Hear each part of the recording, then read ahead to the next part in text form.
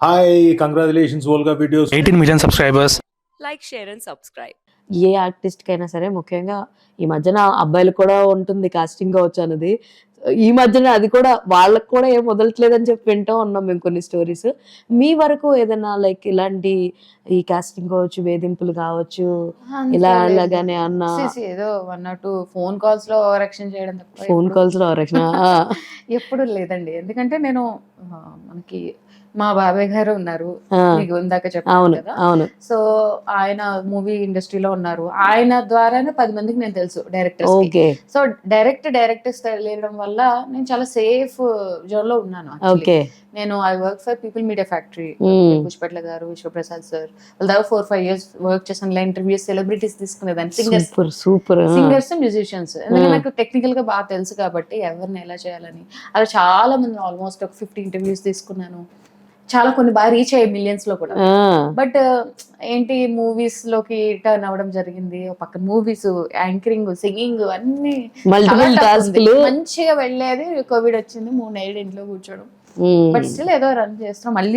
మళ్ళీ ఫస్ట్ నుంచి స్టార్ట్ చేసుకోవాల్సి వచ్చింది. ఇప్పుడు మనం 3 ఏళ్ళు పోయన్నా ఎవరు వినరు. ఇప్పుడు అప్కమింగ్ మనకన్నా లేటెస్ట్ 20 years, 18 years వాళ్ళు చాలా ఫాస్ట్ ఉన్నారు, రీజన్జీ. సో వాళ్ళకి ఎక్కువ ఆపర్చునిటీస్.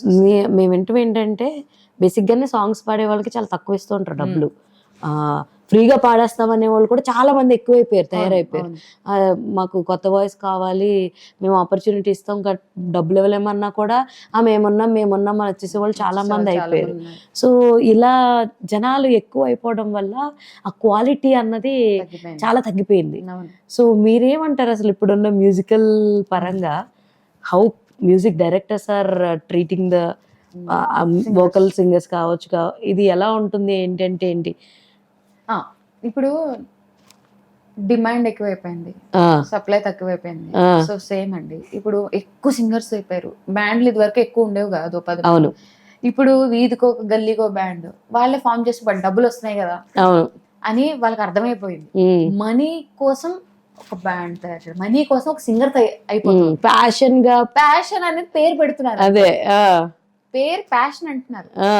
నాకేం కనిపించట్లేదు అందులో. వాళ్ళు రియల్ గా, ఇప్పుడు నేను చాలా మందిని చూస్తానండి, ఎవ్రీ స్ట్రీట్ కి ఒక సింగర్, ఇంకా ఎవరు పడితే పాట అని పాడే వాళ్ళంతా సింగర్స్ అయిపోతున్నారు. బోల్డ్ మంది. నేను అంటే నువ్వు అంత గొప్ప సింగర్ వా అని నేను అనట్లేదు, మీరు అడిగిన దానికి మాత్రం లేకపోతే నేను చెప్పను. అవునా?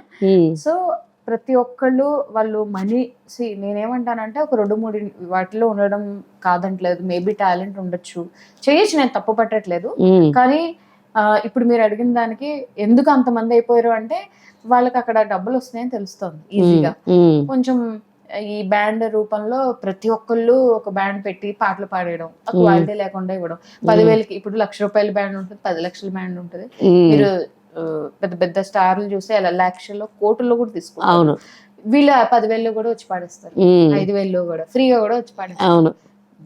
సో ఆపర్చునిటీ తక్కువైంది, ఎక్కువ అయిపోయారు సింగర్స్, జనాలు ఎక్కువైపోయారు, ప్రతి ఒక్కళ్ళు వచ్చేస్తున్నారు.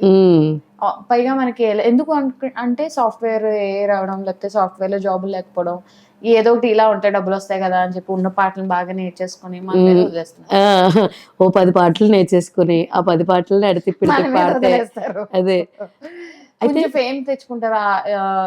ఉన్న దాంట్లో 10 మందిని గట్టిగా పట్టుకుని 10 మంది వస్తూ ఉంటే, వీళ్ళు యావరేజ్ గా కాదు, బిలో యావరేజ్ అసలు ఎలా పాడినా నడిచేస్తుంది. వీళ్ళ వల్ల ఒక బిజినెస్ అయితే, బిజినెస్ అవ్వాలండి అక్కడ. ఈ కొన్ని ప్లేసెస్ లో వాళ్ళకి బిజినెస్ అవ్వాలి. నేను ఆ ప్లేసెస్ ఏంటంటే మీకు అర్థమైంది, పబ్స్ లో, వీటిలో. అవును. అయితే ఇప్పుడు ఎక్కువ కల్చర్ అయిపోయిందిలేండి. చిన్న రెస్టారెంట్ లో కూడా ఒక స్పేస్ లాగా వేసి వాళ్ళకంటూ ఒకటి కేటగరైజ్ చేస్తున్నారు. అయితే మీరు ఈవెంట్స్ కూడా చేస్తామని చెప్పారు. కొన్ని సార్లు ఈవెంట్స్ లో కూడా మనం చాలా చూస్తూ ఉంటాం, జనాలు ఒక్కొక్కలా ఉంటారు. మీకు ఎప్పుడైనా ఈవెంట్స్ చేస్తున్నప్పుడు ఇబ్బంది కానీ అలాంటివి అన్నీ ఉన్నాయా? క్లయింట్స్ నేనే ఇబ్బంది పడతాను ఎక్స్ట్రా చేస్తా నిమిషంలో. ఎందుకంటే నేను చాలా పర్టికులర్ గా ఉంటాను, డిసిప్లైన్ గా ఉంటాను. బిఫోర్ అడ్వాన్స్, షో అయ్యాక అడ్వాన్స్ ఇలా ఉంటుంది. వాళ్ళు కనుక అటు ఇటు చేశారంటే లాస్ట్ మినిట్ లో వాళ్ళని స్టాప్ చేయడం జరుగుతుంది. లేకపోతే నేను ఏంటో ఇంకో రూపాయి ఎత్తేస్తాను అనమాట. మీలో ఉన్న ఖాళీ బయటకు వచ్చేస్తుంది అనమాట. రావాలి. మనం ఒకటి కొంతమందికి స్వీట్ గా చెప్తే పని అయిపోతుంది, కొంతమంది స్వీట్ గా చెప్తే పని అవ్వదు అని వాళ్ళే చెప్తారు వాళ్ళ యాక్షన్స్ లో. ఓహో నీకు నా వర్షన్ సరిపోదు, ఈ వర్షన్ సరిపోదు, కొత్త వర్షన్ కావాలి నీకు. అందుకే కదండి అపరిచితుడు పాపం రామనుజన్ చెప్తాడు, అది కాదురా ఇలా చెయ్యండి రా చెప్తాడా లేదా? అవును. ఎవరైనా వింటారా? వినరు. అందుకనే కదా ఇంకా రూపం ఎత్తుతారు. మరి అంత అగ్రెసివ్ కాదు కానీ 1% అనమాట. 1% కి ఇంకా వాళ్ళు అయిపోయారు అనమాట.